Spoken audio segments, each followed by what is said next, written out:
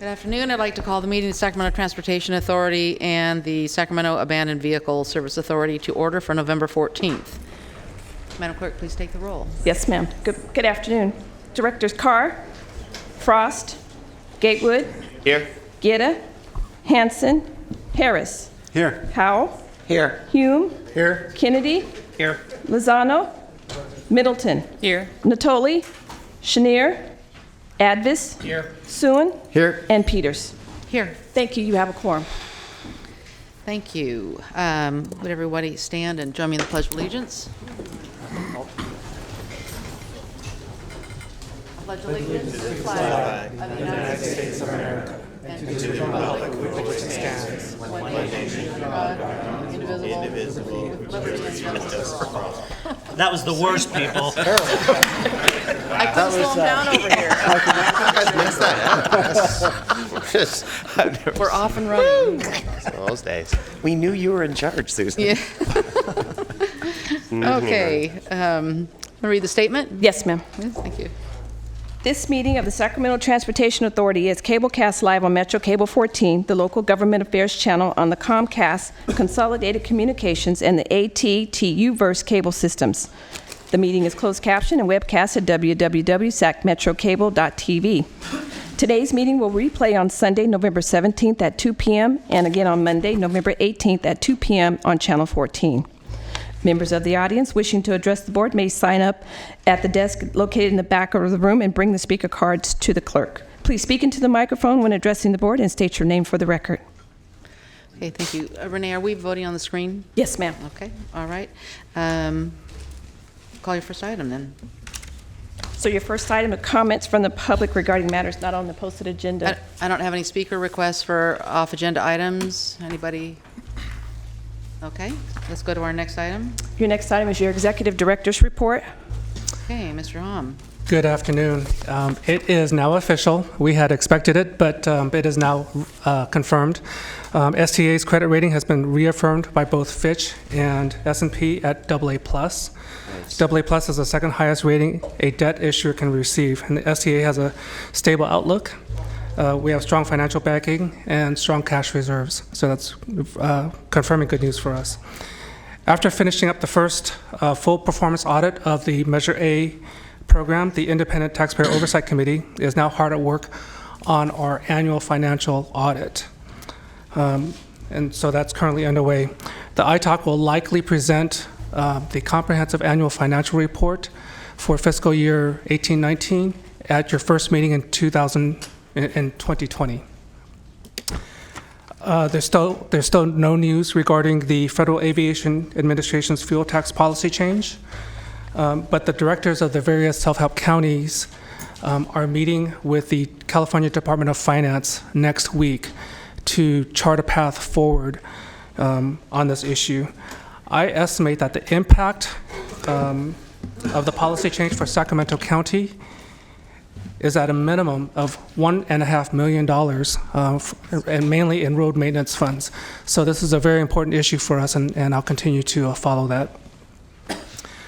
Last month, I reported that SB 277, which would have increased how much STA would receive by formula from SB 1's local partnership program, was nearly unanimously passed by the legislature and given to the governor for his signature. Unfortunately, just 3 days after our last meeting, the governor vetoed SB 277, which puts the distribution split back in the hands of the California Transportation Commission. Indications are that the CTC is not likely to change the distribution split. What that means is that if it would have passed, Sacramento County would have the share that STA would have received for distribution within Sacramento County would have gone up from $7 million a year to close to $12 million a year. But like I said, that did not pass. And so it's back in the hands of the CTC. And until the CTC makes a determination, it's almost impossible for us to move forward on our next round of applications, which are due in May of 2020. Finally, I'd like to commend our partners on the progress of their Measure A projects and programs. The Capital Southeast Connector Authority has already spent over half of their mitigation allocation. purchasing properties and habitat and wetlands for the Consumnes River Open Space Preserve. Caltrans has really started rolling out their I-5 carpool and bus lanes projects. They started work on three bridge overcrossings on sound walls between Pocket and Freeport Boulevard, and pavement, just various stretches throughout I-5. And Sacramento Regional Transit recently launched the Rancho Cordova and the South Sacramento Farm to Future Smart Ride services. So this brings us the total number of Measure A funded microtransit projects in our neighborhood shuttle program to 4. And there's still another 6 that RT will be launching within the next year or so. So good job by everyone, and I'll conclude my report on that note. Thank you. Okay, thank you. Any questions for Mr. Hom? Okay, no. Next item, please. Your next item are your consent matters, items 3 through 6 for your approval. Anyone have anything they want to comment on consent about? I'll move consent. Second. Seeing no others, please vote. Sorry. Sorry.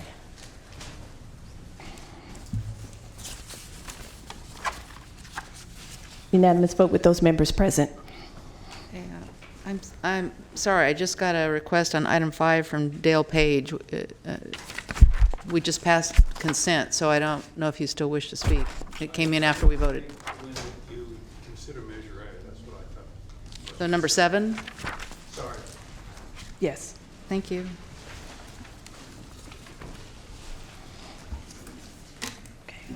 Okay. Your next item is your Measure A Transportation Expenditure Plan Development. Okay, before we start this, I have a few comments I want to make. I see there are quite a few people here who want to speak. I want to address the process that we followed in exploring the 2020 Transportation Sales Tax Initiative and coming up with a draft expenditure measure. Our consulting team has held over 100 meetings with community groups, transportation environmental advocates, cities, and regional agencies. And that includes the groups that are here today. The consultant's job is to listen and to include all views in the process. As you can see from the survey research, there's been quite a lot of work talking and listening to voters to determine the transportation projects and programs that are most important to them. The goal is to create an expenditure plan that works for everyone. And there's plenty of time to be sure we do this right. At the December board meeting, a proposed expenditure plan will be presented that the board can review, and this will be followed by a 30-day comment period. And at the January 2020 board meeting, a decision will be made as whether to move forward. Just wanted you to all to know that before, so you can think about that while we're having our presentation. And the first speaker, I believe, is David Townsend. I don't know where, there he is. Madam Chair. I'm sorry, just Ms. Kennedy. So thank you for the opening statement. So to be clear then, we are not here today to formulate and talk about an expenditure plan. Correct. Thank you. That'll be presented at a later meeting. Thank you. Mr. Townsend. Thank you, Madam Chair. This presentation today, as requested by the board and staff, will be the presentation of the poll. We have Lucia DuPulpo from FM3, who is our pollster. They've done a tremendous amount of polling in Sacramento, well, everywhere, but in Sacramento over the years. I've worked with them on many polls. They're very good. And so she will, present the poll. After that, Bob Magnuson on our team is going to talk for a few minutes about the decennial report, which is the analysis of the last 10 years, or the first 10 years, I guess, of the current Measure A. So we'll be able to talk about that for a little bit. And then the third person, Noah Painter, who's leading our outreach effort, will make a few comments regarding outreach. So any questions before we start? I don't see anyone. And just pointing out again, this is a receive and file. Okay. Who's your next speaker then? Okay, so Lucia. Great. Thanks, David, and hi, everyone.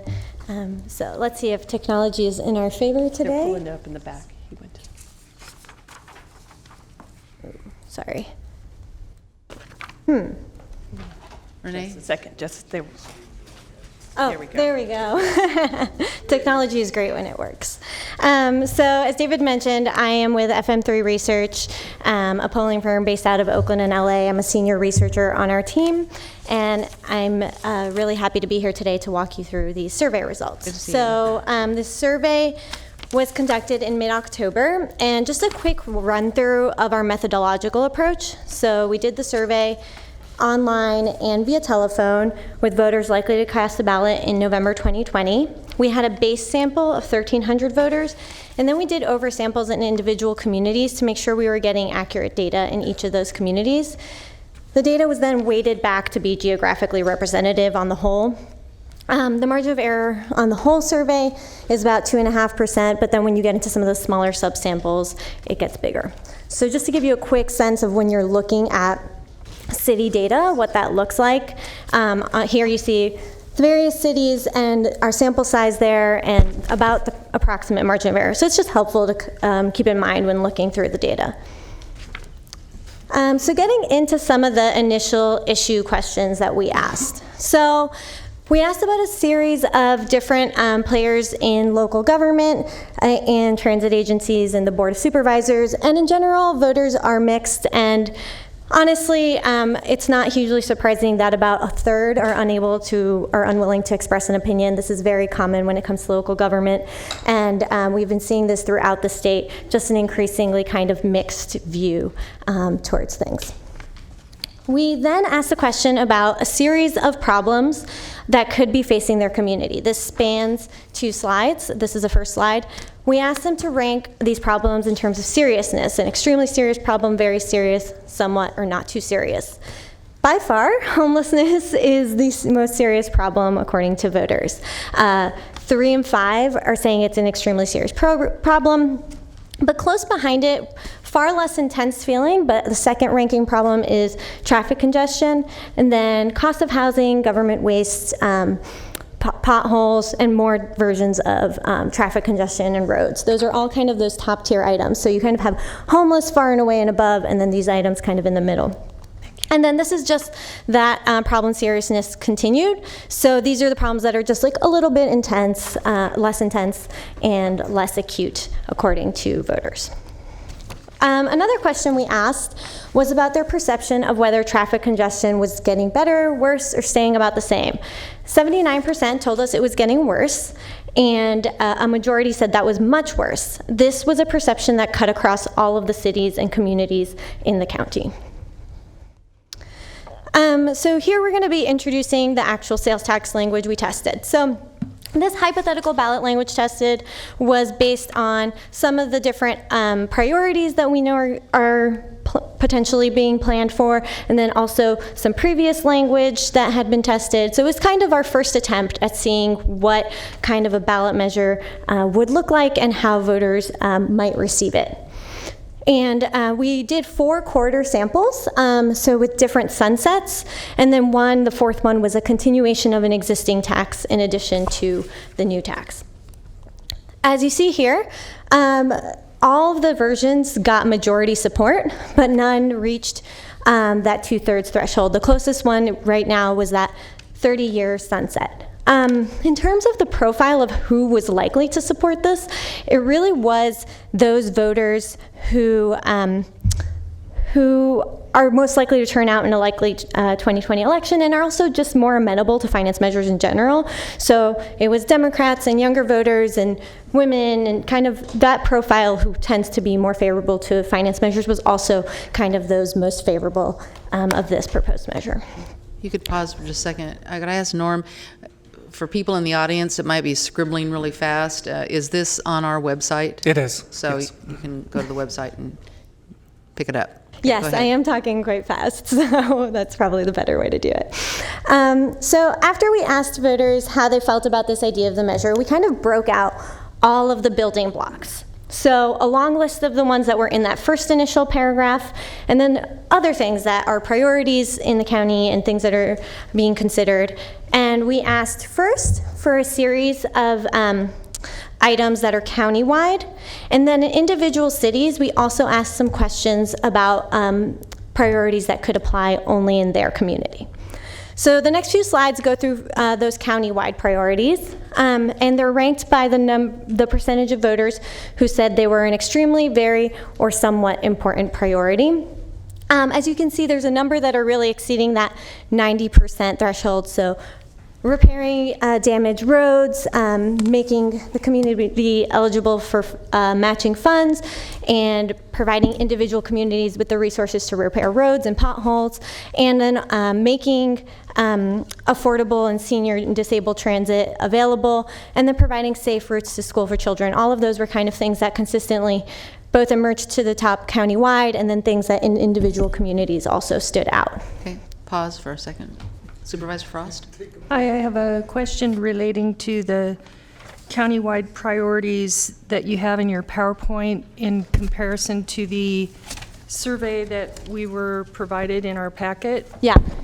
In the packet survey on page 5, it lists repairing damaged roads, and it concludes 74%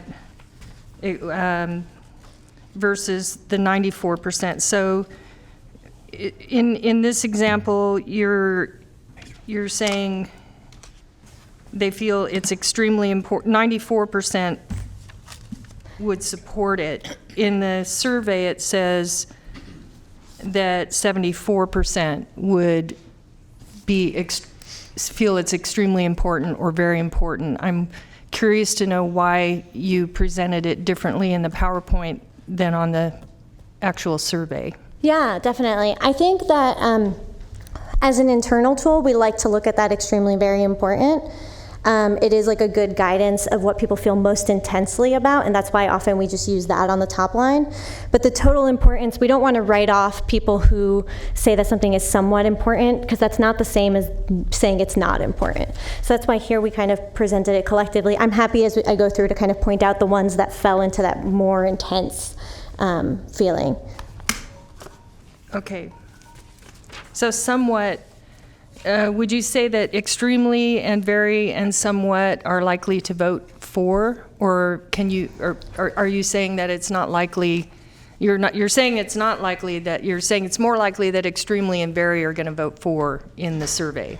Yeah, but that's not really exactly what this question is measuring. It's more measuring like their support for that one item. So it's hard to say that those people would vote for the whole measure, but those people, if they knew that that item was in it, yes, if you think something's very important, it's a stronger predictor than if something's somewhat important. Okay, thank you. Yeah, of course.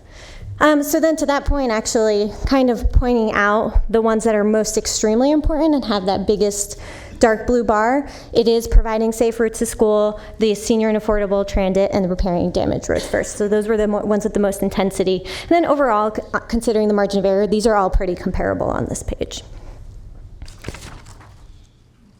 And then this continues. So again, overall ranking, it's starting to go down a little bit towards the bottom of the slide, but you see that improving air quality in Sacramento County has about a third of voters saying that's extremely important to them. So that's another one that has a lot of intensity. But overall, 90% of voters saying that in some capacity are reducing freeway bottlenecks, improving road safety, and providing critical funding to repair county bridges and overpasses. All those things are in general seen as important. Continuing down the list, and as you notice here, we have one item that's got a little bit of a bigger dark blue bar, but here it's starting to kind of weaken a little bit, that intense feeling on these items. But overall, still high values of overall importance for a different phrasing of making the county eligible for matching funds, improving accessibility. So what we did a lot in the survey too, which is a very common tool, is to split sample different ways of wording things to see which ones are more effective. So for example, improving accessibility by reducing fares for disabled and seniors was slightly less compelling than the alternative of improving affordable transit for seniors and disabled. So. And then continuing down the list here, as you notice, that dark blue bar is getting quite less intense, but overall still positive feeling towards providing matching funds for communities to expand their transit system, constructing HOV and bus lanes, increasing street lighting, and building an expressway connecting I-5, Highway 99, and Highway 16.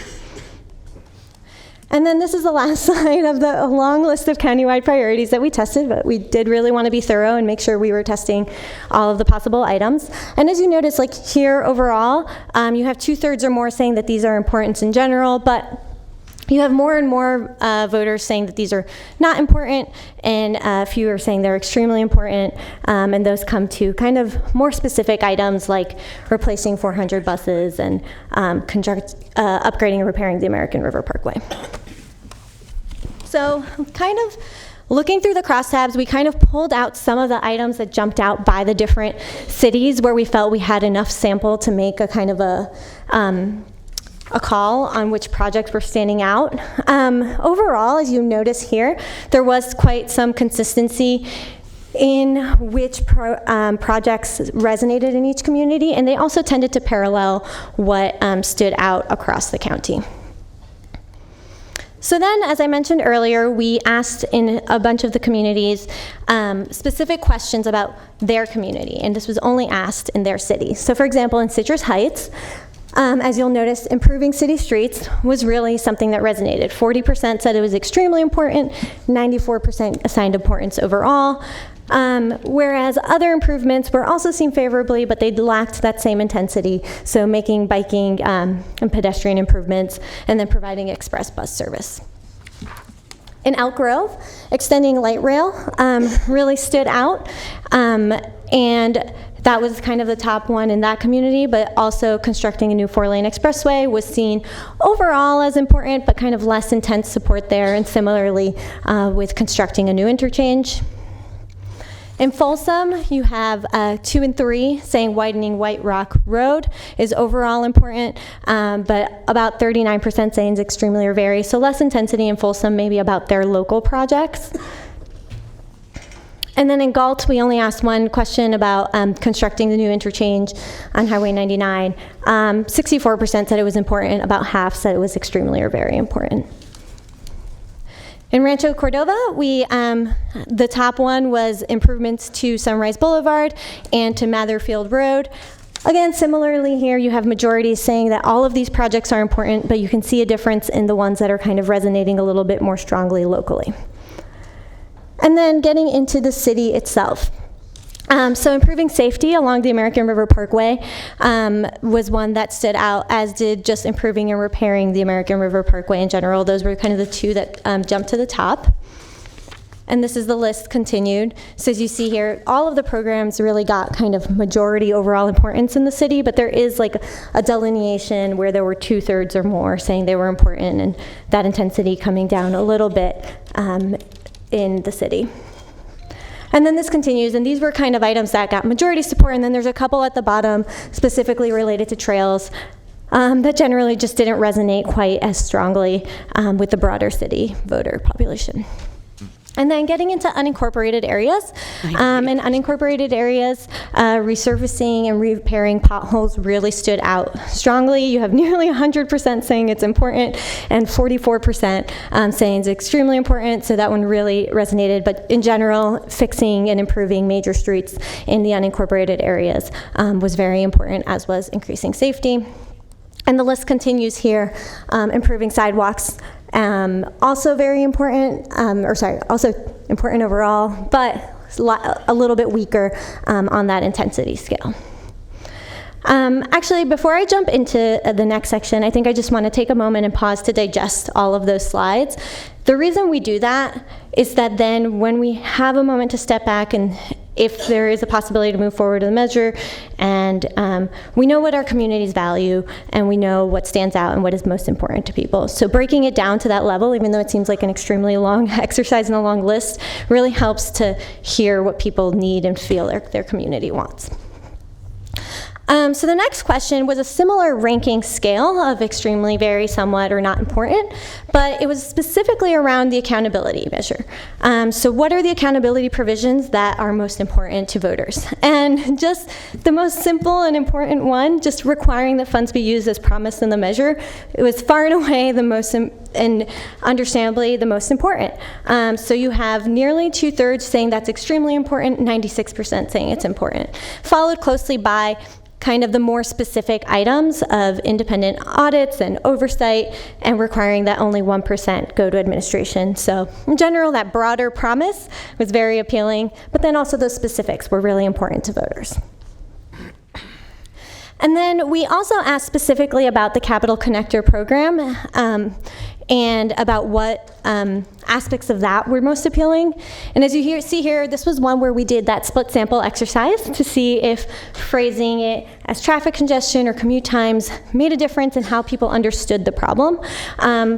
It didn't. Both of those were very important to voters, and a majority of voters said they were extremely or very important. And then this is those priorities continued. So overall, a majority saying improving intersections is extremely or very important, and then similarly providing a safe evacuation route. As with the overall priorities, the trails kind of fell a little bit more to the bottom. So after giving voters all this information, and we then re-asked them about their attitudes towards the measure. And as you can see, it increased, and it grew to 65% for the 30-year sunset, 62% for the 40-year, 63% for the no sunset, and 63% for continuing existing tasks. So when you consider the margin of error on each of those splits, that's actually within the margin of error of 2/3 on each of those. Could you pause for a second, please? Yep. Oops. Supervisor Frost? Okay.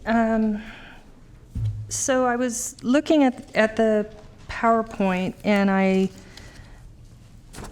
on the survey, the numbers, again, don't compare in the same way. If you look at page 14, I'm comparing page 14 of the survey to this PowerPoint, and it's basically saying, so on the 30-year sunset, after information, 65% would support. But in the survey on page 11, it says 56% would support. And I'm not sure why there's a difference there. Yeah, I'm happy to clarify that. So these are the numbers after they hear positive information, after hear the projects and just like the positive information. The final numbers, those lower ones that are just majority, are after they heard a criticism. There's a lot of reasons why we test that. We want to do a sensitivity testing when we are learning more about how voters feel about this and the viability of a measure. And we want to know if negative talk in the community has an impact. So I think that is an important consideration to keep in mind. But it also is one that assumes that there is going to be funded public conversation in the negative. So that's for the campaign team really to assess that level of risk, but we wanted to provide that data modeling that exchange. Okay, so I guess the question, so what you're basically, the difference between what's presented on this slide is this is after positive, but in the survey, it went through a series of questions, and it would ask them the question, then it would give them positive information. The positive things that would happen if we do this measure, and how do you feel about it now? And then there were about 7 or 9 questions in the positive, and there was 1 question in the negative, and then after the negative question, how do you feel about it now? And there was a significant difference between that. After 1 negative question, it dropped to 56% from 65%, and actually on all the others, like the 40-year sunset, it went from 62 down to 53. On the no sunset, it went from 63 down to 52. On the continuing the existing tax, it went from 63 down to 60. So 1 negative question had a huge impact, which kind of surprised me. And so the question I have is why we are presented just the positive when we know if something like this goes to the ballot, there's going to be ballot statements that state both positive and negative on both sides of just, I mean, let's face it, everybody reads their ballot statement. If they do nothing else, they usually do that. And so I just wanted to point out, I feel like that's important information. I was just curious to know why we're not looking closer at that. Let me respond to that, Supervisor. When you do a poll, it is as if every voter in the poll representing the county has received all of the information equally. We know that, this is my 19th one, in doing these, we know that in fact that's not the case, and so it's a false negative to assume that all the voters will see the negative. You're right, they'll see it in the ballot the ballot statement and the arguments, but that's about it. And that's a very small part of any campaign. So what we do is we ask it because we want to know which negative arguments are the most impactful. But in the reality of a campaign, most of those messages will never get out to anybody in comparison to what happens with the positive messages. So that's why we do it that way, is that... But there was only one negative question, so how are you comparing which negative would impact the most? I'm just curious. Well, in previous stuff, prior to doing this poll, in terms of talking to folks, they're always the negatives are always the same, frankly. And in every county that I've done these, they're usually the same. And so, but what we don't want to do is we don't want to give a false positive, and we don't want to give a false negative.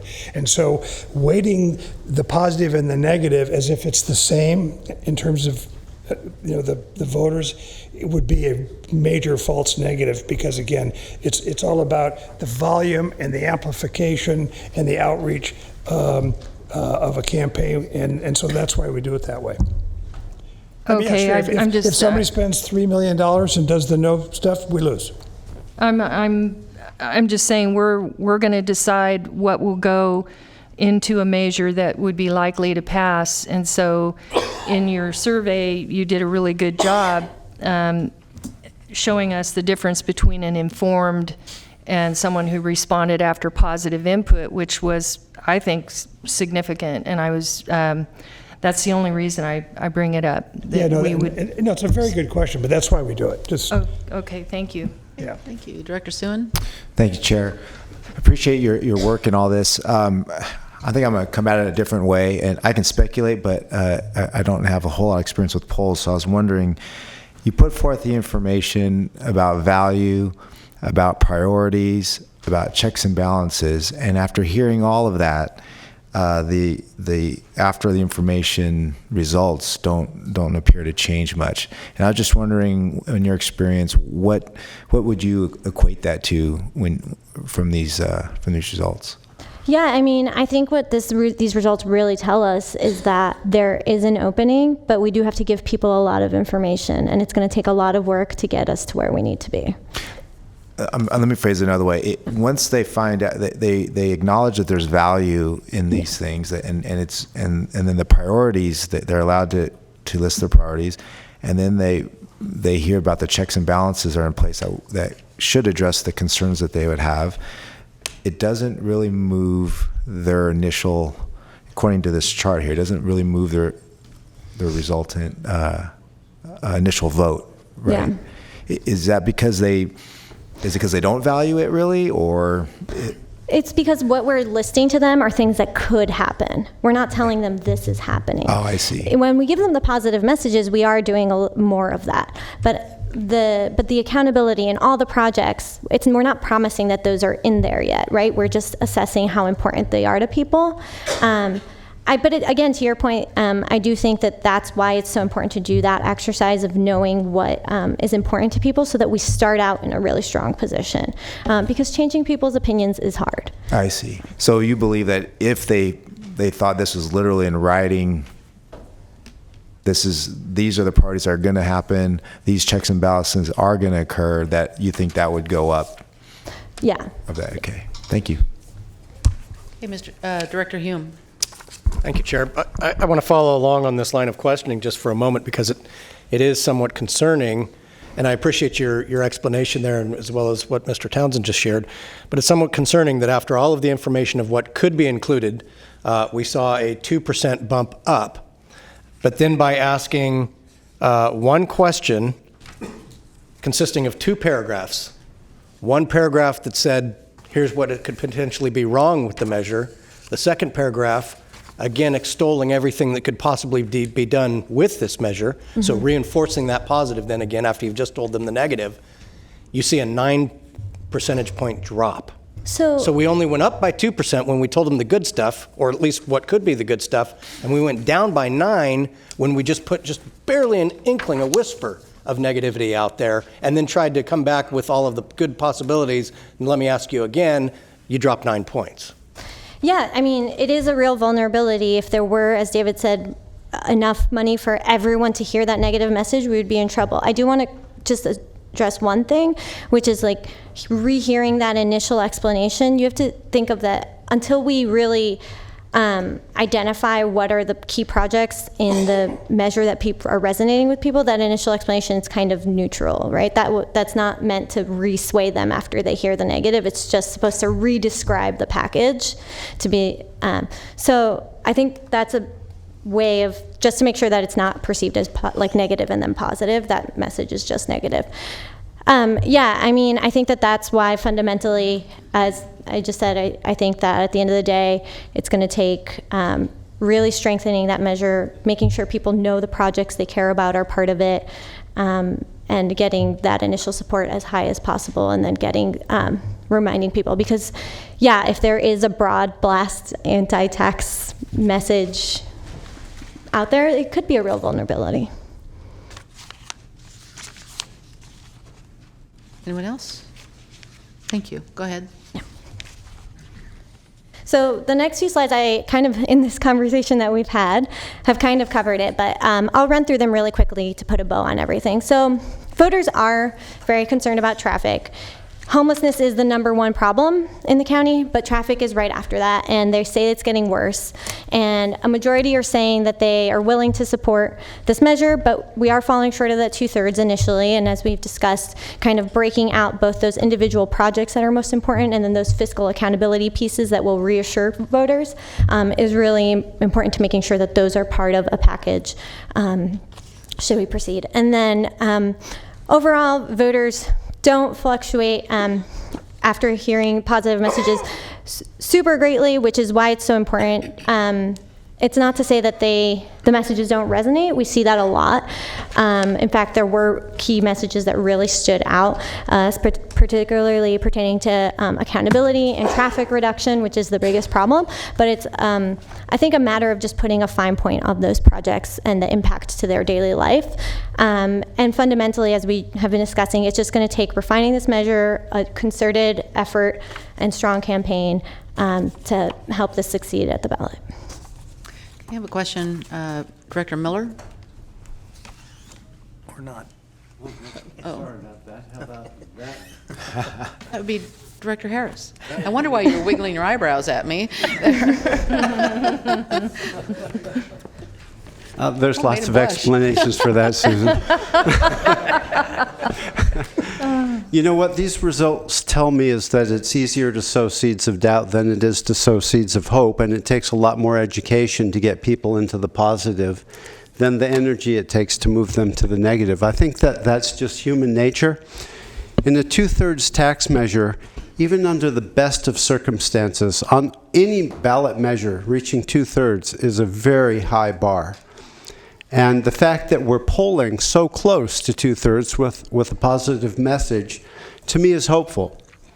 You know, I would really like to be able to pass a measure because I think our region really needs this infusion of cash for all the myriad reasons that have been polled. There are a lot of disparate ideas about where the money should be focused, how it should be spent. But I would like to just tell everybody who has a specific message to give to this body that bear in mind that if we don't pass the measure, none of your ideas will come to fruition, and none of the priorities for our region are going to be attainable. So we have to keep that in mind. But again, I think that the information presented here tells us that we've got a real shot at this. And you know, I know that there's the classic debate between fixing roads and doing the fundamentals and supporting transit. We ran up against that with Measure B. we still have that debate. But for everybody who has a specific priority, I again ask you to temper it within the idea of that attaining 2/3 is very hard. And if we don't pass a measure, we're really not going to get very far with any of our priorities. Thank you. Anyone else? Any other questions?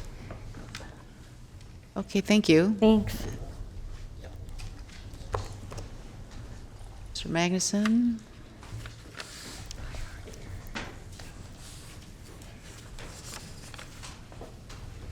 Good afternoon, Madam Chair, members of the board. Let's see, you didn't leave me instructions, did you? Renee, do you maybe give him a just hand? push the first. They're doing it from the back. Let me get it.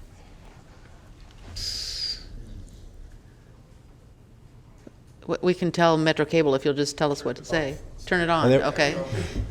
There we go. Thank you. And then full screen. Okay, Metro Cable, can you fix that, please? You're showing us 2 pages. Okay. Well, now I made it go away. Sorry, Bob. Okay. There we go. Yay. All right. Very good. All right. Thank you. Hello, everybody. Bob Magnuson from the TCT Measure A consulting team. So I'm going to take you through some highlights and a brief summary of the decennial report. But before I do that, let me just give a couple of prefacing remarks.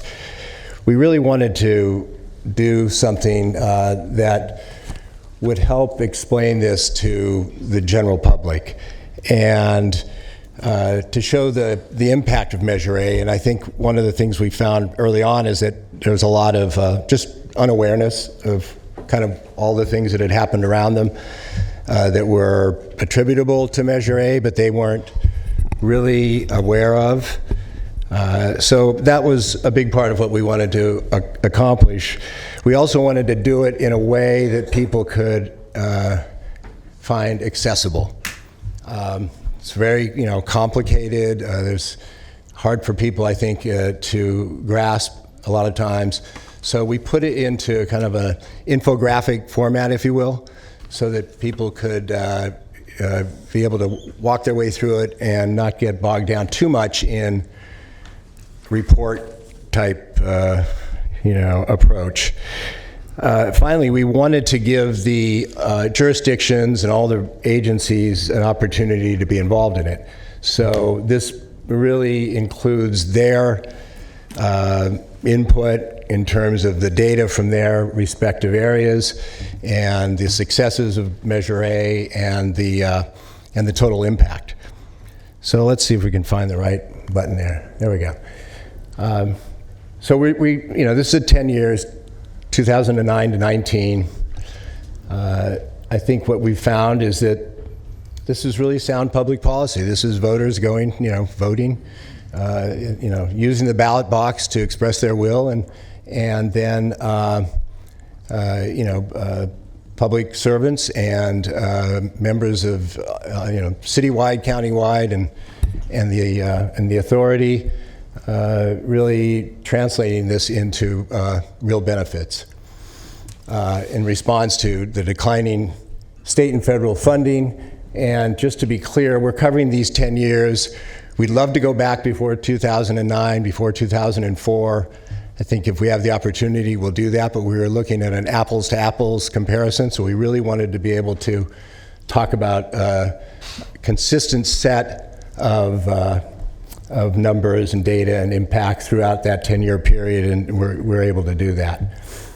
By the way, these numbers go through June of 2019. I encourage everybody to go to the sacta.org website and read the entire 26-page report.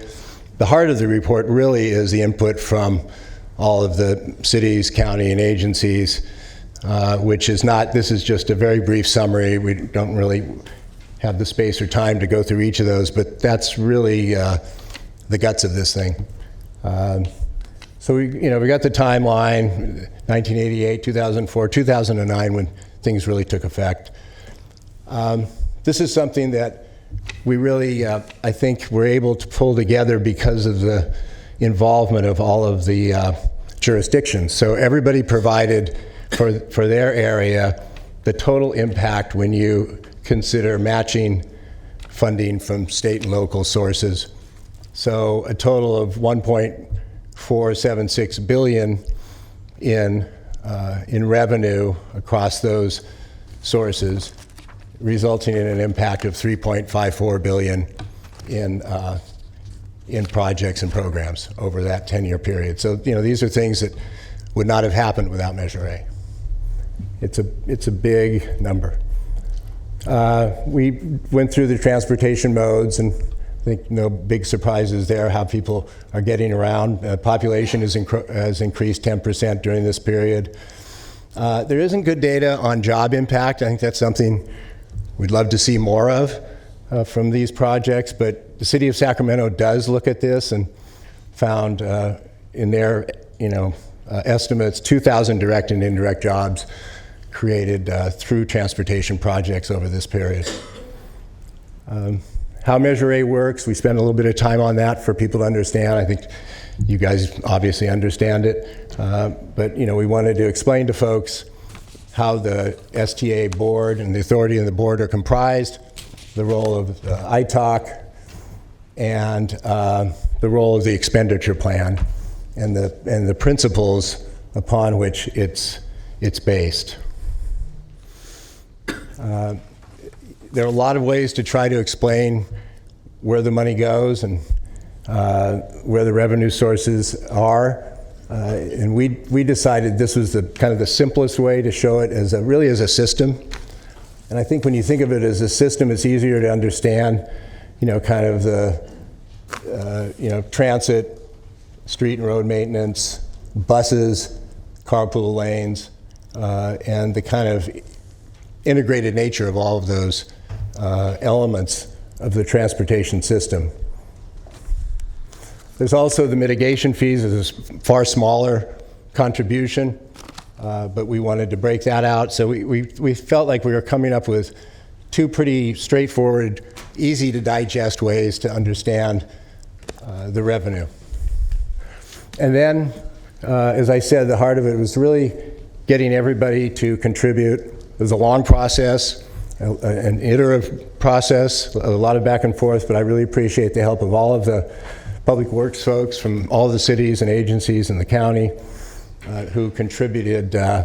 And you'll see when you go to the full report, each one of those entities has extensive contribution in terms of their performance and their successes with Measure A. So our conclusion was that it's been successful. There are obviously challenges, particularly going forward. We, I think, are in agreement that we see the need for more funding to be able to make progress, and we've got future priorities that I think everybody agrees on, from road repair and maintenance to more transit ridership and services and so on. But overall, through June 2019, we're looking at total impact of $3.5 billion from Measure A. Any questions? Anybody signed up to speak? Any questions? No? Okay. You get an A. Okay. Thank you. Go to sacta.org. Yeah. Noah Painter. Chair Peters, members of the board, my name is Noah Painter. I'm with KMP Strategies. Our task as part of the TCT consulting team is focused on handling the outreach that we've spent a considerable amount of time on with STA, and then prior to that through a contract with the city and county of Sacramento administered by SACOG, working on outreach there, developing a listening tour. One of the things I wanted to do was just highlight, I'm sure that there was a number of press releases and communications coming out in the last week or so regarding outreach and input from certain agencies and stakeholders that want to participate in the overall outreach process. We've met with many, many stakeholders. We've had 107 different organizations engage with us through this process. What I do want to pass out is a list that we've prepared, just highlighting some of the dates from organizations that we've met with that may have said or represented that they didn't have some input. So I'd like to hand that to the clerk now, and I'm open for questions. Okay. Do you want to project the list?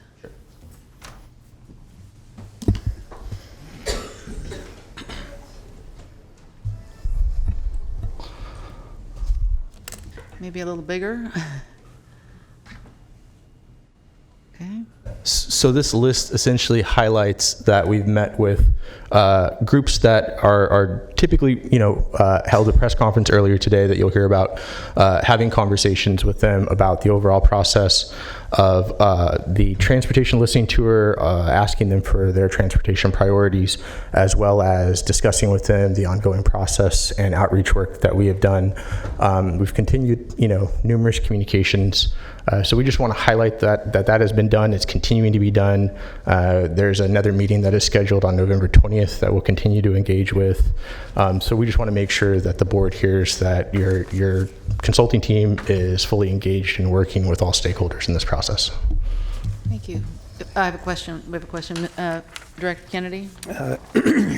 Mr. Painter, I'm looking at the list, and I just want to point out, not your fault, but just to further make the point that this doesn't even include some of the meetings that I have personally had with these organizations, and I'm sure that there's other board members up here that could say the same thing. Yeah.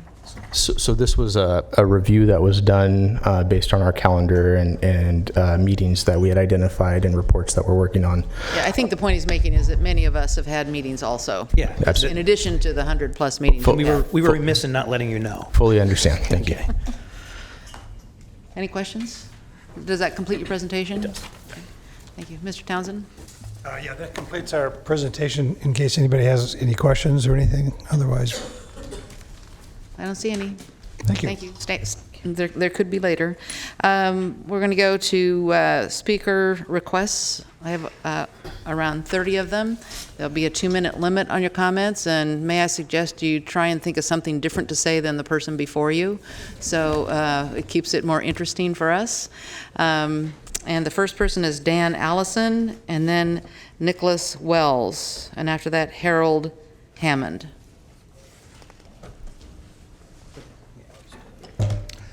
Good afternoon, members. My name is Dan Allison. I have spoken to you before representing organizations, and I want to make clear today I'm not, and specifically I'm not representing the school district that I work for. But the nature of my job working for the school district is that I ask questions of and listen to responses from both students and parents about what their concerns are and their transportation challenges. Students want to go places. It excites them more than anything, and the mythology of they want to sit in front of the screen is really not true. They want to go places, but their parents won't let them go many places because their parents don't think it's safe because of traffic safety, driver behavior, and lack of sidewalks in many places. The students feel the same way about it, and they report the same thing to me. Our existing transportation system does not work for students. They don't want to be in their parents' car. They want to be able to travel independently out of cars with their families, with their friends, and by themselves. And our transportation system doesn't work for them. The polling didn't ask students anything. It was obviously calls to adults. We didn't gather any information from students, and I think we need to. The success of the SAC-RT free ride program is an indication that students want to go places on transit. I take a bus that goes by 2 high schools, and the bus has some days been so crowded I couldn't even get on. It was full of students. That's how much they want to travel on transit, and we're not hearing that when we do polling of adults. The safe routes to school issue is critically important, but students want more than that. They want safe routes to parks, to the store, to their friends and relatives' houses. They want safe routes everywhere. Thank you. Okay, thank you. Nicholas Wells, then Harold Hammond.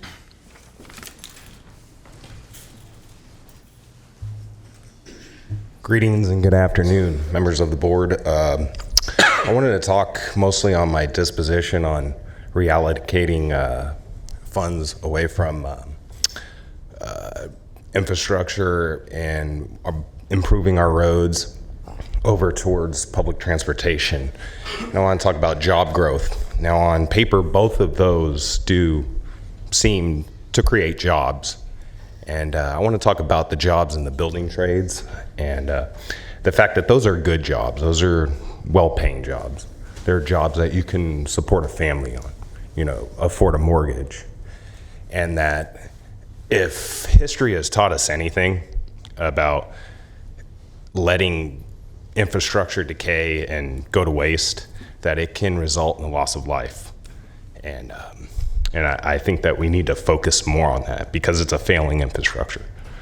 And I think you would get a trickle-down effect. You would see traffic, congestion, all that go down. Because here in Sacramento, our infrastructure's, I can't give you a number, but it's old. And it's jam-packed.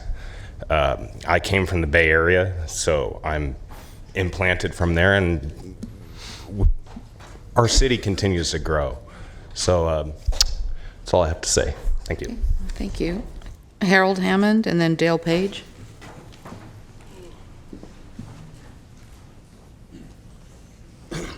Good afternoon, I'm Harold Hammonds. Good afternoon. Okay, I'm from Local 46. I'm actually a carpenter. Just kind of give you some little information about my commute. I'm a single parent. I pick up my daughter from school. I go to work each day, and trying to get her to soccer practice is definitely an impossible feat, but I do it every day. And I think that actually with my job being the good job that I have, which I'm thankful for, it allows me to be able to sometimes have help when I pay people. Okay, so the fact that the infrastructure, if it could be better as far as lanes being opened up and potholes being fixed and things of that nature, it helped me get back and forth to commute faster, definitely gives me more time with my family and being able to take care of my business more efficiently. Thank you. Okay, thank you. Dale Page and then Kevin, it's either Busen or Busel.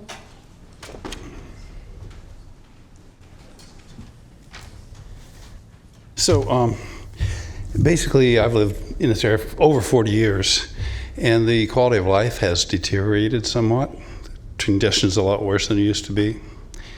And when I caught in congestion, I'm concerned because I see the fact that we have a transportation system that is dependent on the personal vehicle. And I'm concerned that the greenhouse gas emissions associated with those vehicles sitting there idling and not effectively getting people where they need to go. So I believe that we can have all these things that the folks from the building trades want to have. We just need to start looking at a different way to do it. And there's a difference when you're looking at the survey. You can consider whether you are going to be following the herd or you're going to be leading. There's a truck stopped in front of you on the road, you put your brakes on and you think, need to do something differently. In the context of greenhouse gases producing climatic changes like we've seen with fires and that sort of thing, we need to consider alternatives. I think we need to have transit support, and I believe that these building trade gentlemen will have good jobs supporting those improvements. Thank you very much. Thank you, Mr. Page. Kevin Busel, and then Alice Kimball and Virginia Wenicky. I'm sorry if I mispronounced that. Kevin Busey, City of Elk Grove. I went through the polling results in great detail, and I think what it shows is the primary things we need to address in the transportation expenditure plan is safety, fix it first, and congestion relief.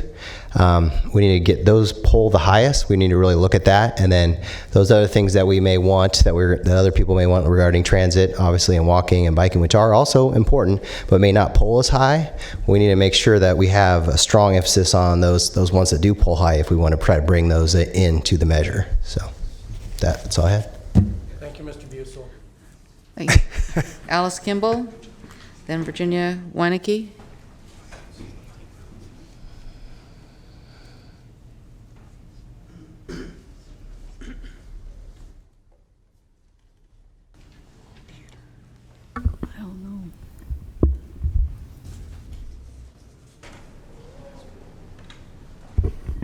Thanks. Hello, my name is Alice Kimball, and I just wanted to say thanks to the STA. Thanks for your Measure A money, because if it wasn't for you, I wouldn't be able to go anywhere on paratransit. I live outside of the ADA, so if it wasn't for Measure A, I wouldn't be able to go anywhere. I do use paratransit to go everywhere, to work, to church, anywhere my heart desires, and anywhere they'll take me. So I want to say thank you for your continued Measure A money so that I'm able to get out and go where I want to go. Thank and you. I hope you continue that. Thank you, Ms. Kimball. Thank you. And Virginia Weinecke.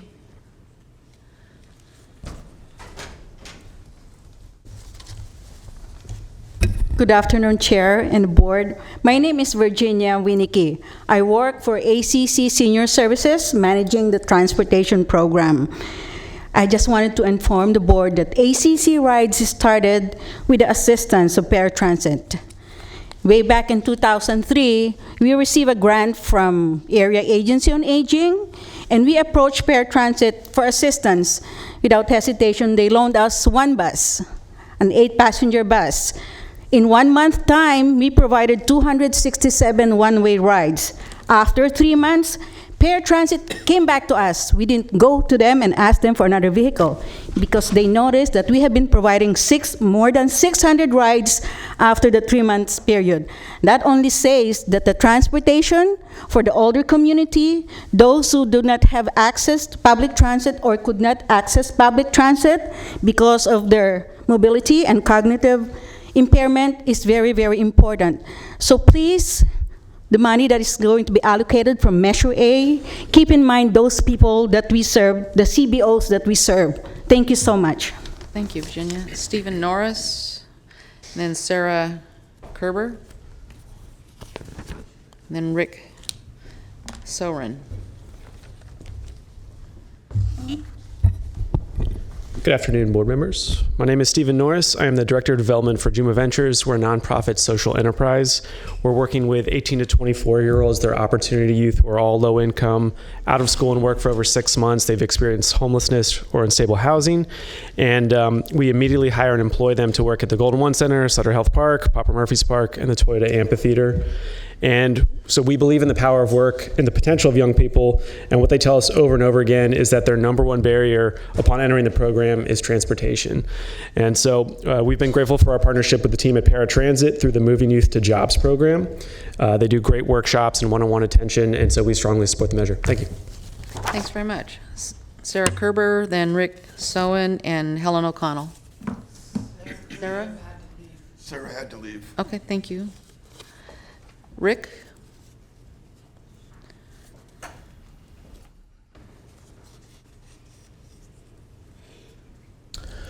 Good afternoon, Madam Chair, members of the authority. Thank you for the opportunity today. My name is Rick Soren. I'm a fifth-generation Sacramentan, lifelong cyclist, and a business owner in this community. I'm also a scientist and the author of university-published materials on climate change. Earlier this month, over 11,000 of my scientist peers signed on to an article expressing alarm that climate change is occurring faster than expected and having more extreme effects than expected. They warned that without significant societal changes, the future will look radically different from the past. What this means for you is that business as usual is not an option. Now, you're here today because you are community leaders and you're faced with a dilemma. On the one hand, as your pollsters have told you, a lot of people in our community don't fully understand the specter of climate change. And what they think is important is more roads, wider roads, new lanes. On the other hand, on some level, you probably realize that such a future cannot possibly happen over the long time frames at which you plan. And bond investments in such a future are misguided. Either we make big changes in the way we move about our community, or the effects of climate change are going to make those changes for us. So please just don't lead us down the path of the future with transportation funding weighted toward inevitably stranded investments. I urge you to show leadership and propose a forward-thinking transportation bond that will help us have a sustainable community. And for that, your children and your grandchildren will thank you. Thank you. Helen O'Connell. There you are. Renee, you need help. Good afternoon, Helen. Good afternoon, Board.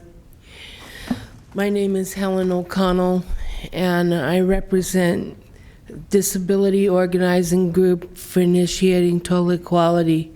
We're an advocacy group, and my main focus is transportation. I think the transportation measure is a good idea, but I feel that most of it's focused on expanding everything and getting new stuff and not supporting what we already have and getting it up to par and making sure that we have strong transportation for areas that don't have transportation right now. And I think the measure should include transportation options that are not necessarily at the top of their list, because we need to support alternatives to cars and support electric buses and trains, and make sure that the trains have large low floor capabilities so that everyone would be able to ride the system and not be set aside because there's not enough room on the train. Thank you very much, and have a good day. ML Wadwani, and then Shayna Forsman, and then Deanne Osorio. Good afternoon. My name is Amel Wadwani, and I am before you today as a resident of Sacramento, providing some personal perspective. Until recently, I lived in the Pocket. It's a beautiful place and a wonderful place to raise kids, which is exactly what I was doing while I was there. For those years, I relied entirely on my minivan for transportation because I went from school drop-off to work, to school pickup, to soccer, to music lessons. Transportation by car absolutely made sense for me in that neighborhood and in that life phase. So, like many of us here, I come to these issues from the perspective that this is not about moving everyone out of cars, but about making the investments that will allow choices for those who either need to or want to use other modes of transportation. I wanted to offer 3 personal examples. First, my 80-year-old mother. She does not and really should not drive anymore. The 62 bus is what allows her to come to see me once a week and run some errands. Second, I travel frequently for work. Given the choice, I would absolutely take light rail or an express bus to the airport rather than leave my car in the parking lot there for multiple days. Third, my teenage son. A couple of weeks ago, I got a call from him saying, "Mom, my 5 buddies and I are at Doco, and we need to get to our friend's house in Curtis Park." What I fully expected to hear next was, "Can you please pick us up and take us there?" Instead, He said, "We are hopping on light rail. Just wanted to let you know." So now that only happened because of the stickers that these students now have on the back of their cards, and it was free and convenient. So let's please make the right investments. Cars are absolutely the logical and right choice for transportation for many lifestyles and life phases in our region. Could you But please for wind up those- your comments? Sure. But for those of us who either have to or want to rely on transit and active transportation, given the option, let's continue to make those options both possible and attractive. Thank you. Shayna Forsman, then Deanne Osorio, and then Russell Henley.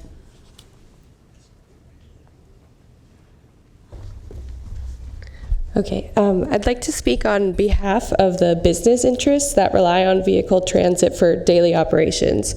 So I help manage a healthcare logistics company, Accurate Courier, which services Sutter Health and Dignity Health, both extensive medical systems in our Sacramento region. Our company uses vehicle transport to move parcels between hospitals, labs, and mailrooms.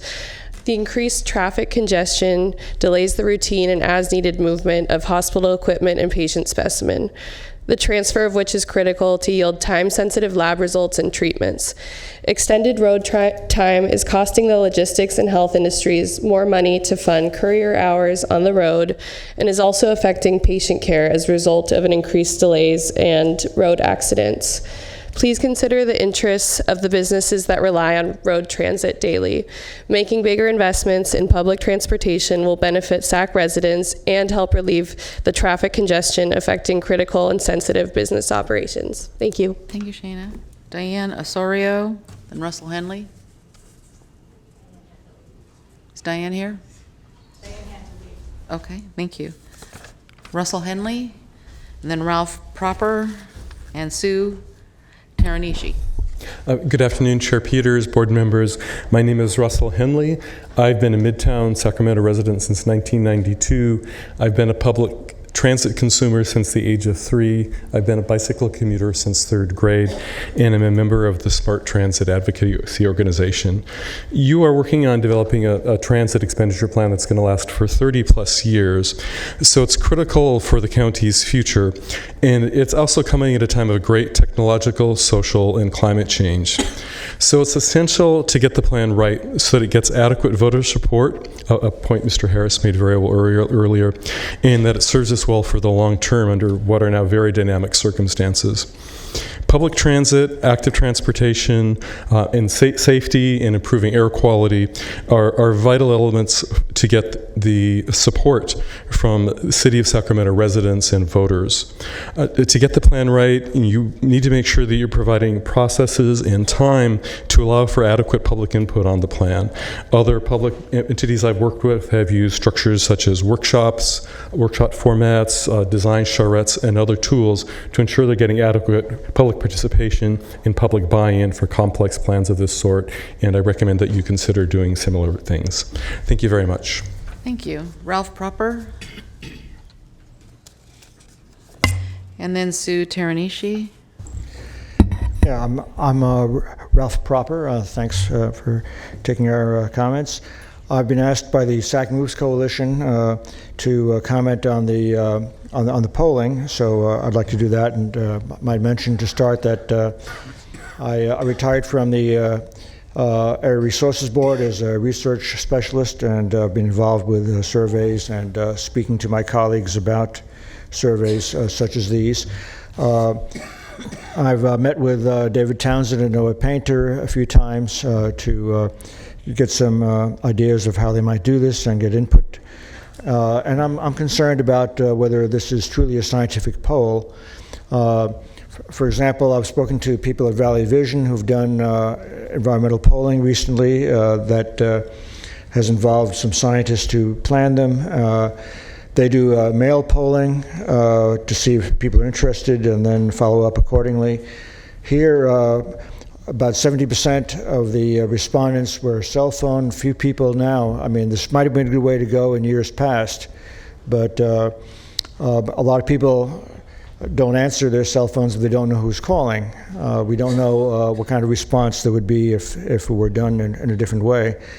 Another issue is some of these questions have adjectives like, do you want critical funding for this, or important work there, or is improving air quality important? Well, that doesn't have an adjective. That might skew the results also.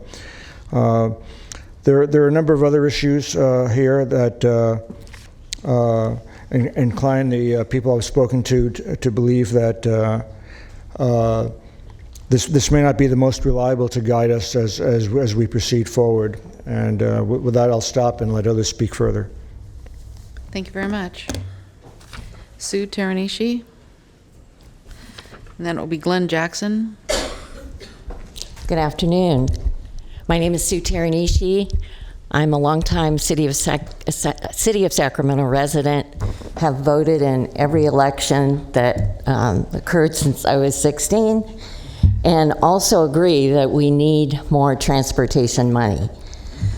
I'm part of the Sac Moves Coalition. I've been an active volunteer with Breathe California of Sacramento and the Sacramento Area Bicycle Advocates for many years. I've been a part-time bicycle commuter for 20 years, part-time transit rider, and really hope that you will lead us into a greener future. We know we've been a non-attainment area for too long. We need cleaner air for our public health. We need to have a good bicycle network to encourage more people to get on bicycles. We know that there are a lot of people that are interested in bicycling but are afraid to because of the high volume streets and high speed streets.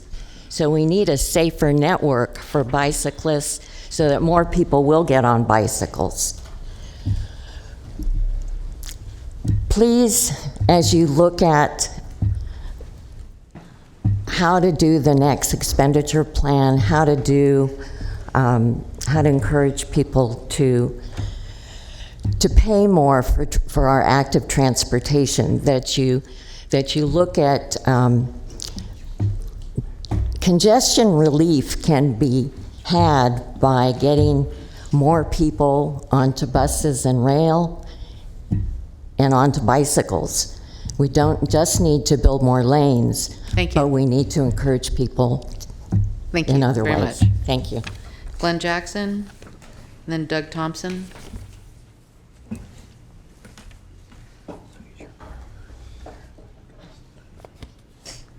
Hi, my name is Glenn Jackson Jr., and the last time I came here was September of last year. That time I asked for money for RT shuttle in the Thomas, and it hasn't happened yet. Since the last time I was here, I've been hit by a car coming home from school, and my friend and classmate Colin has been hit by a car coming home from school. We go to the same school, but live in different parts of the Thomas. I got brought home by the police, but he is in the hospital.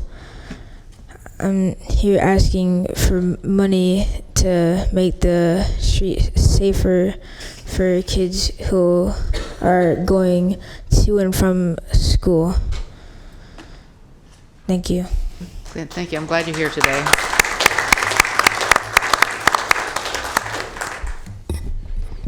Doug Thompson? Yes, good afternoon, Chair Peters and members. Then Jeremy Aurora. Mr. Thompson? I'm Doug Thompson. I'm a lifelong resident of the county. I've been an East Sacramento resident the past 39 years and recently retired after 29 years in state government working on air quality and transportation planning issues. I'm also a new grandfather concerned for the future. Climate change will be part of that future, and local governments will have a lot to say about how good or bad this community exists in that scenario. Several local jurisdictions are acknowledging that we're facing a climate emergency, and it's important that we adopt a plan that considers that. With this measure, you have the opportunity to establish a legacy for our generations that follow, a legacy for healthful and safe mobility, placing emphasis on projects that reduce vehicle miles traveled and directly address the requirements of SB 375. That requires some new ways of thinking, some new ways of reaching out. It's important to bring local citizens who are concerned about these issues directly into the process, into the formulation of this measure. And I hope that you'll please take the time to do that, to work with the local groups to draft the kind of measure that addresses both reduction of greenhouse gases and mobility that serves those who require transit and who depend on transit, mobility that improves public health. Thank you. Thank you, Mr. Thompson. Jeremiah Rohr, and then Chris Holm, and then Delphine Cathcart. Afternoon. My name is Jeremiah Rohr, citizen cyclist for my entire life. We all know that the definition of insanity is to do the same thing and expect different results. So I'm asking that we have to think outside the box and think about new ways of doing things instead of subsidizing more automobile industry. We know that we build more roads, what do we get? More cars. And congestion is a huge problem we have. I mean, GM has never built a public highway. Toyota's never fixed a pothole. Ford has never built a bridge.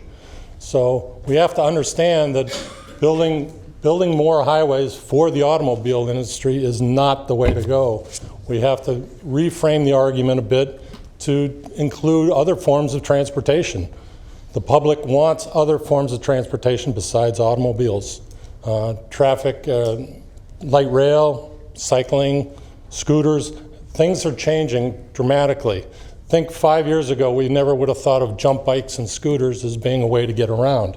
But it is now, and this is a long-term thing that you're talking about, and we need to think that you have to build in some flexibility into this program in order to allow for new transportation ideas, new transportation methodologies, because we don't know what is going to be around in 10 years.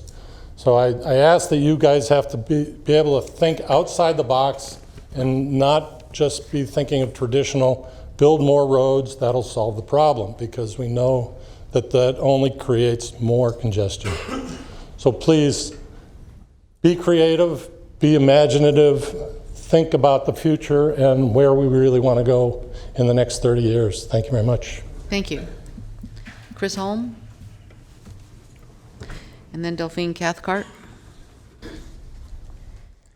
Good afternoon, Chair Peters and members of the authority. My name's Chris Holm. I'm with Walk Sacramento. It's getting dangerous out there to walk, as Lynn mentioned earlier. Pedestrian fatalities in the Sacramento region peaked in 2016 and have remained unacceptably high since then. In many areas of the region, both urban and suburban, the roadway design is a significant factor contributing to pedestrian collisions. Vehicle speeds that are incompatible with pedestrian needs and long blocks that make infrequent safe crossing opportunities possible create an environment that places vulnerable users at risk. Children, aging adults, people with disabilities, and everybody else can have a difficult time walking in their neighborhoods or to schools, shopping, and employment centers. We all should have the option to safely walk wherever we live, work, play, shop, and socialize. Walk Sacramento asks you to invest in streets that support and grow active transportation. Invest in streets that are safer for everyone. Invest in transit service and technologies, and invest in existing communities and zero-emission technology. Please take the time to do it right and give us mobility options. Thank you. Thank you. Delphine Cathcart.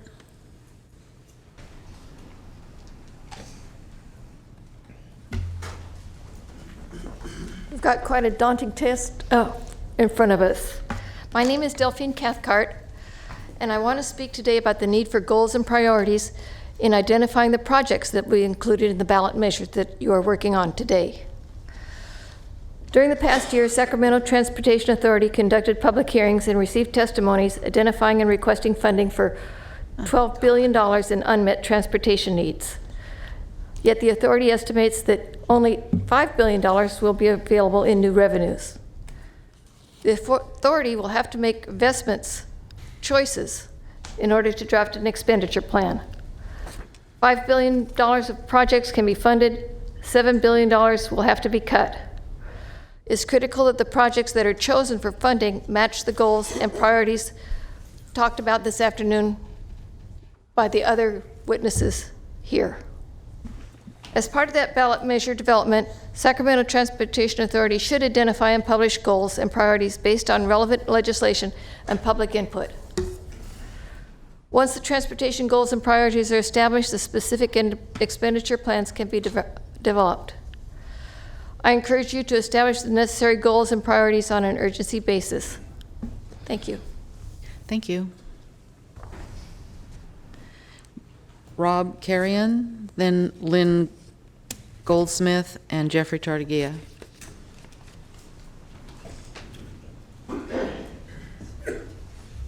Madam Chair, members of the board, I'm Rob Carey. I'm with the operating engineers. Good to see you. Thank you for your time.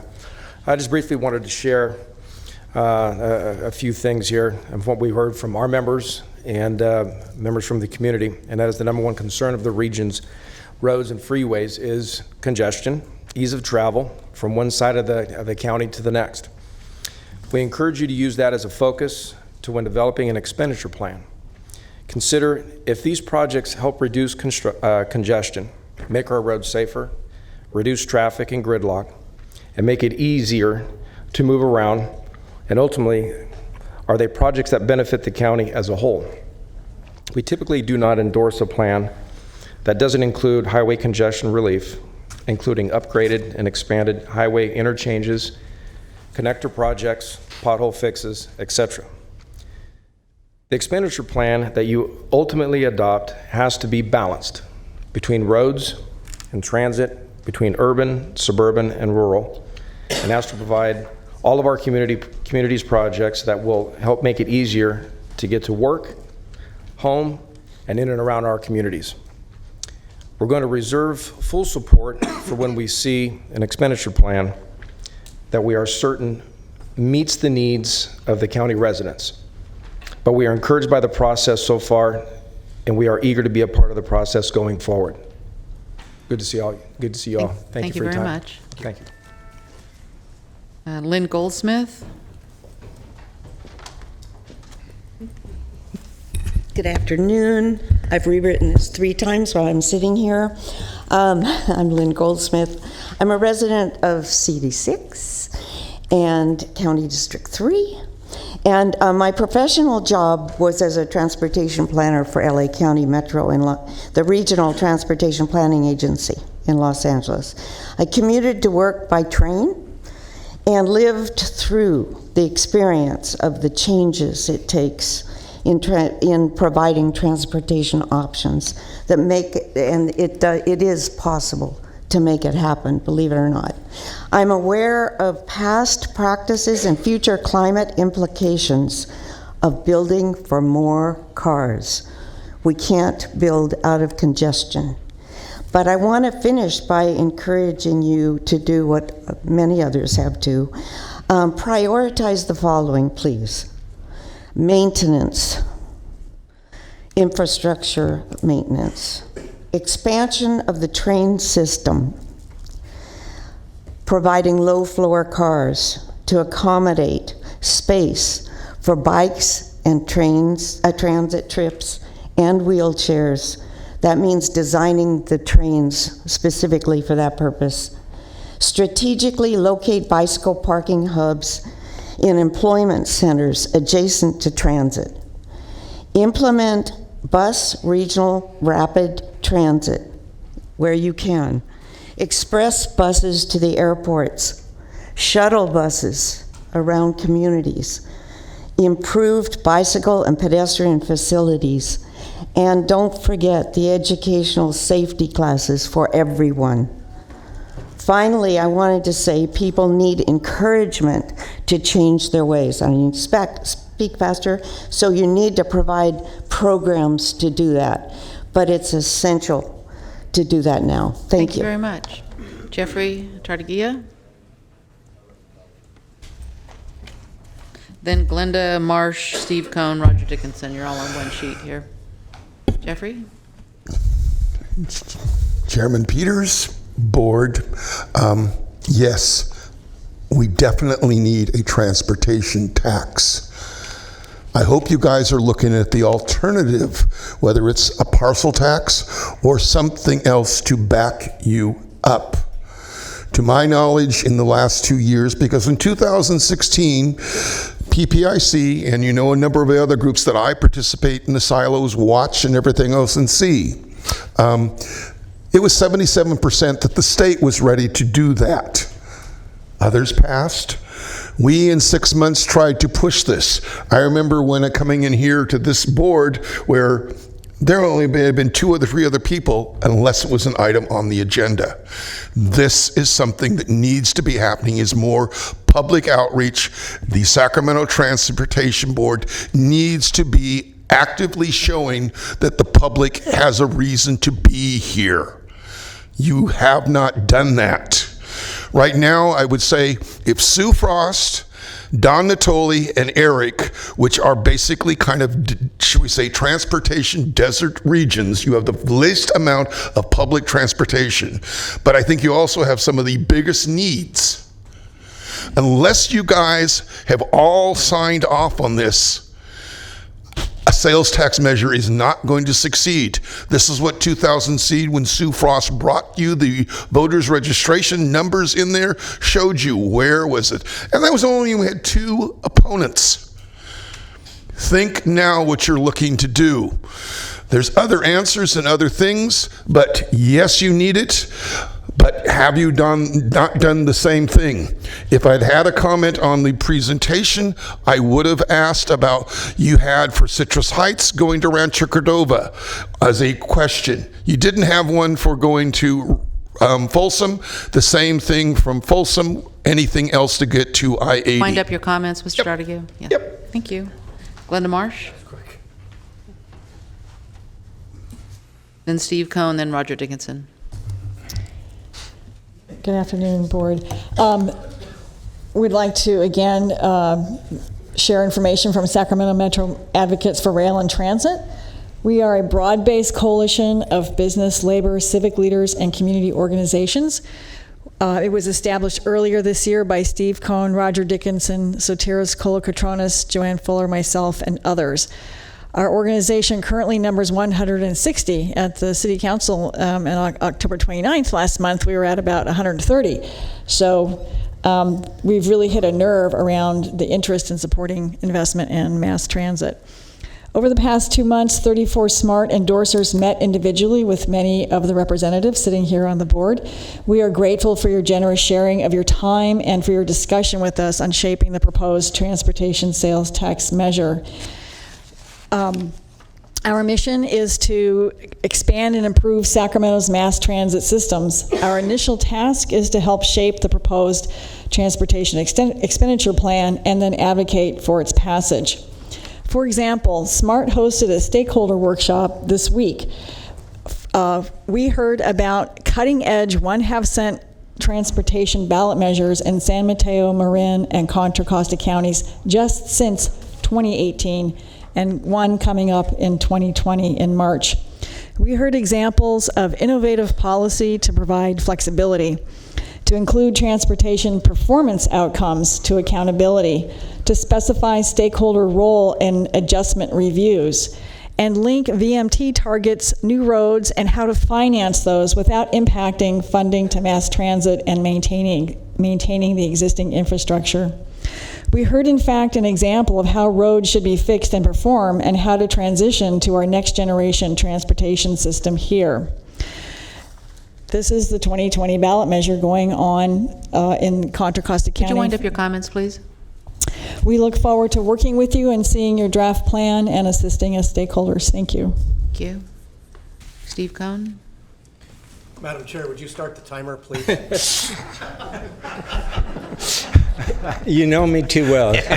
Good afternoon. Actually, Ruthless, Steve. I know. Yeah, with friends like these. You just wasted 4 seconds. Thanks. Is it just me, though, or did I feel the energy level drop a bit in the chambers after that sobering poll report? And I understand some of the concerns that were raised and questions. But there is some good news, I think, in that poll as well, even though we knew this is not going to be easy to get 2/3 for anything, let alone for a transportation sales tax measure. The good news, though, is most of the people in our county do agree on what the problems are. There's just a little bit of disagreement on the exact nature of the solutions. And the more you get project specific, the more you start seeing things go up and down on which people like, which they don't. Certainly accountability is a big thing. We saw that. Safety, congestion, all those things that we saw in that poll.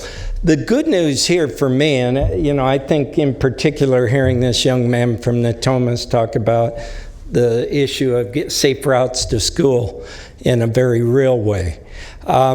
You have a room full of people. It sounds like people disagreeing on this and that, but actually they're all here willing to help you get that measure passed. So you got, and this is just, the tip of the iceberg.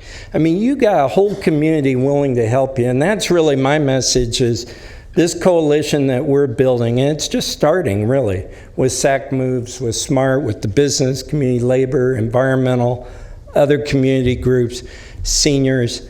We're here to partner with you and get this thing over the line. So I look forward to working with you on that. Thank you. Thank you, Mr. Cohn. And we did leave 2 documents. Okay, great. Roger Dickinson. Good afternoon, Chair Peters and members of the board. Thanks for the opportunity to speak this afternoon. On behalf of SMART, we think there are goals that you need to keep in mind as you frame a measure. The first is any measure needs to increase mobility. It needs to create jobs. It needs to improve social equity, and it needs to protect our environment. And within that framework, we have 6 elements that we think are important for you to keep in mind and to consider as you move forward. The first is take the time to get it right. We appreciate the movement to January of looking at an expenditure plan, but don't be fenced in by an arbitrary timeline. We've got a year, and we got the time to get it right. We won't have another chance for years to come. And that means focusing on those things that are critical. Fix it first. It's overwhelmingly supported in the polling. We know it from what's happened across the state. Fix it first. Public safety. We know that injuries and fatalities from walking, biking, from vehicles are at a level that we simply can't endure. Second, grow the pie. Consider growing the pie. The polling showed, and I have lots of comments on the polling that I'll forego, but one thing I will say is that all those are within the margin of error after positive messages. Ensure, number 3, that we are in a position to leverage state and federal money. We make a mistake and we'll lose to the Bay Area and LA if we don't do that. Fourth, make sure you have flexibility in this, perhaps looking at the expenditure plan after 10 years. Transportation is going to change over the next 30, 40 years. Fifth, ensure that we look at funding for specific categories. And sixth, make sure that we are in alignment with our climate and environmental goals. If we don't do that, then we will stand to lose all the money in any event. I'd love to elaborate on those. My time has expired, and I appreciate that. So we look forward to staying involved in this conversation as you consider moving forward. Thanks very much. Thank you. Walt Seifert, then David Mogavero, and Julia Randolph.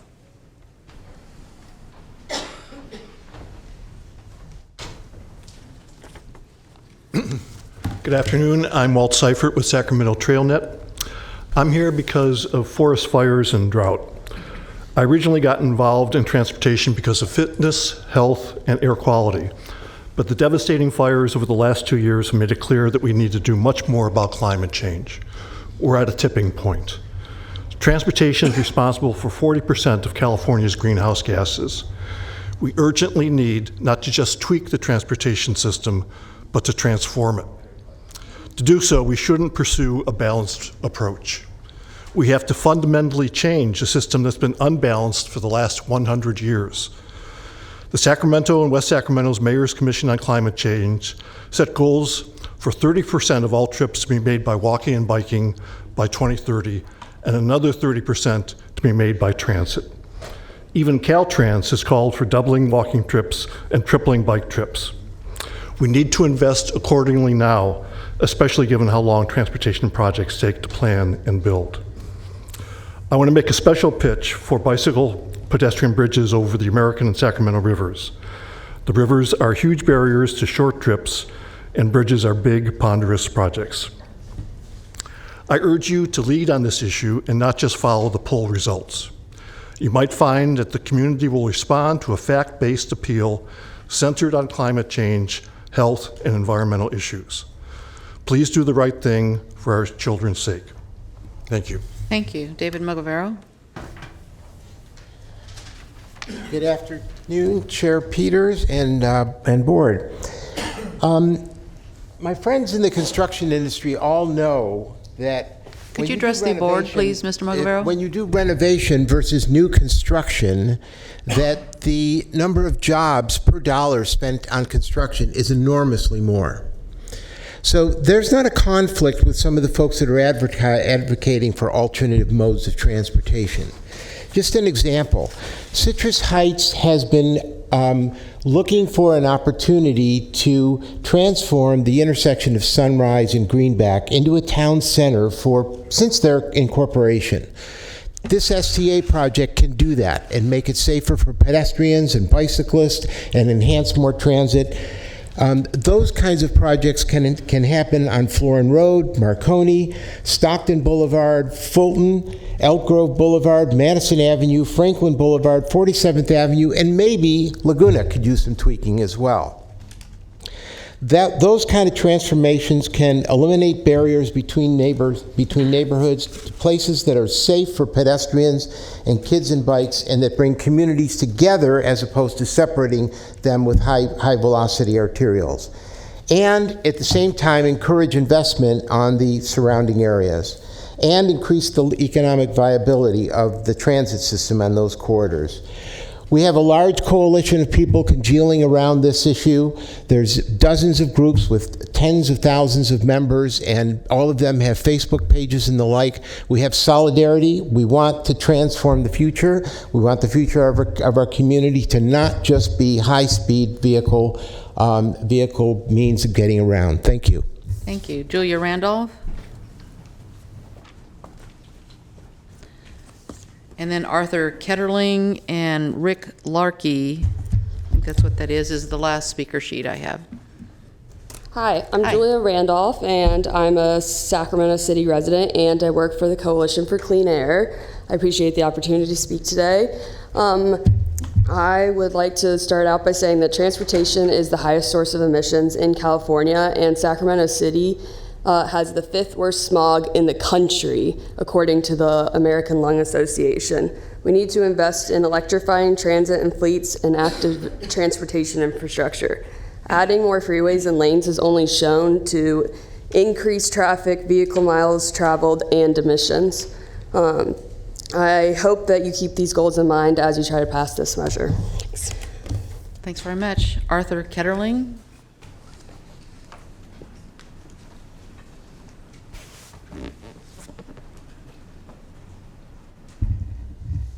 Thank you, Board. I'm Arthur Ketterling. Now, what I would like to mention, that I'll be short and sweet, that I was just wanting to mention that overall, like with the tax structure and all and everything, with transit, roads, and etc., that it needs to have a good tax structure that where we can get things fixed and going, and that has to do with even our transportation, like on our roads, for instance, not just the roads, but I know from time to time I hear stuff like about our bridges needs to be strengthened up and all that are weakening, and they need that work done desperately. I can remember the time that, like when somewhere in San Francisco, like where the whole thing collapsed.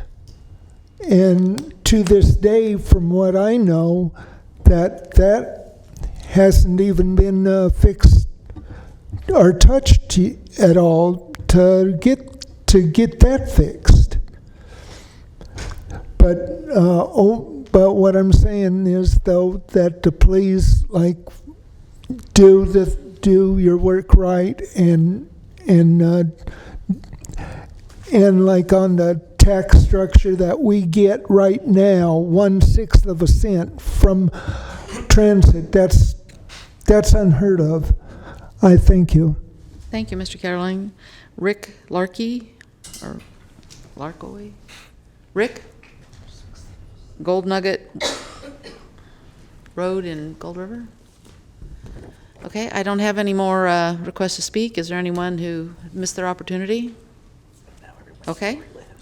Does the board have any questions? Yeah. Mr. Soon? Yeah. Thank you, Chair. So I just want to thank everybody for coming out today. In all of your comments, everything that was said today, there's validity in every single one. Whether you're talking about the goals, whether you're advocating for roads, advocating for transit, alternative modes, all of those, all the statements had validity. As usual, we are in a resource-constrained discussion, and as we go forward developing this expenditure plan, I just want to encourage everybody to keep in mind that we can do more with more. So remember that as we continue our conversations. Everybody's going to be advocating for the different things that were said today, but again, I'm piggybacking off of Councilmember Harris's comments as earlier. We can do more with more. Keep that in mind. Thank you. Thank you, Mr. Guerra. We got our microphones switched here. Just a process question, Madam Chair. So we're coming into the holiday season. We're going to be back here in January, as I understand it. What's the expectation, either through Norm or through other members that have been working on the committee, for where we're going to start with discussions, I guess, in January at this body? I just want to, I'm kind of curious, because I say we're going to have, I'm sure, hear from more folks, as we've heard from a lot of folks today, but certainly offline as well. So is there a time frame for how we're going to either work on crafting this, look at time frames for, election cycles or whatever? I'm curious kind of what the process is from here. Norm, you want to answer that? I think this would be a good question for our consultant team. David? Noah? I'm sure you were listening, Noah.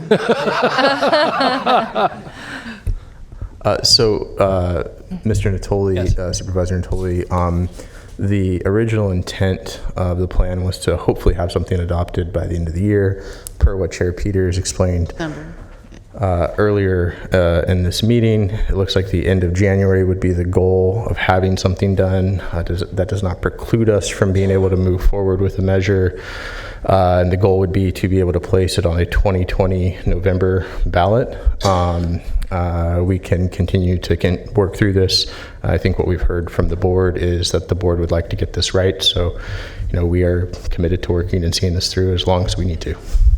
So Noah, with that then, so what has the consultant team been tasked with between now and when we come back in January? I mean, obviously you pointed out, but others, obviously the survey results, that's important work product. The outreach and so forth, we've heard from others. other coalitions forming, obviously folks beginning to gel around certain projects or aspects of what might be a delineation of how the funds would be allocated either over a short term, a midterm, long term, whatever the measure would look like. So since it got punted to you, what are your tasks between now and January? Because again, we come in session here for 2 hours, maybe we need to allow a longer period of time, but I guess I'm curious as to what have you been tasked with bringing us next? What are we doing, right? So essentially what you will see at the next meeting is this is where the rubber meets the road. We will have to develop a draft expenditure plan for everyone to react to. I think the comments that we've heard from the board as well as folks kind of through this process is it likely will be something that not everybody loves, but hopefully not everybody hates. And the goal here is to have this first iteration. To coincide with that, based on the outreach that we've done thus far and the outreach we will continue to do in the public, we're working with our PAG members to coordinate with each city to start coincided outreach plans and outreach meetings like open houses and town halls to allow for a public process of an expenditure plan as well, so folks in the public have something to react to. Okay, so just to the chair very quickly here then, so the expectation would be that in January you would be bringing a rough, maybe even a very rough draft, but it would be reflective obviously of what you've heard, the feedback you would continue to get, and then obviously set the table for us then to begin to have the conversations in this public setting, but obviously with interaction with other folks in January. So a slight correction, I think we might be coming back in December if there is a December meeting, if I stand corrected. There's a December meeting. So a December meeting, we would come back with that, is my understanding. So in 3 weeks? And then in January, that would be the start of it. That would be the start of the process. Then a 30-day comment period. And then a 30-day comment period. And then the goal. So a month from a couple of days ago, you're going to be here before this body with a draft? Is that what you're saying? Yes. Okay. Thank you. Mr. Harris, you could just wait for St. County Council. Did you? I just wanted to mention and remind the board members that I did send out a memorandum about 2 weeks ago that had all of the legal process steps to be taken, and in addition to the negotiation and the discussions about the substance of the expenditure plan, there's a lot of process involved too. So just want to make sure you're all aware of everything that goes into that. Okay, thank you. Mr. Harris? Thank you, Chair Peters. I just wanted to make a comment about some of the polling. Obviously, one concern was oversight and accountability, and I think in that regard, we're already doing very well. Under the leadership of Norm Hom and his crew and the development of the ITALC, this board, the STA board, has created a lot of transparency for the community. I think that the information that we go over and the decisions we make are very transparent, and I think that we probably have already done most of the work in that regard. But I just wanted to put a shout out to Norm Hom, our executive director, and everybody who works for the Transportation Authority, because we've covered a lot of ground in 2 years in this regard. Okay, thank you. Anyone else? Okay. I think that ends the conversation on this subject, and we'll move to comments from authority members. Anyone? Okay, meeting's adjourned.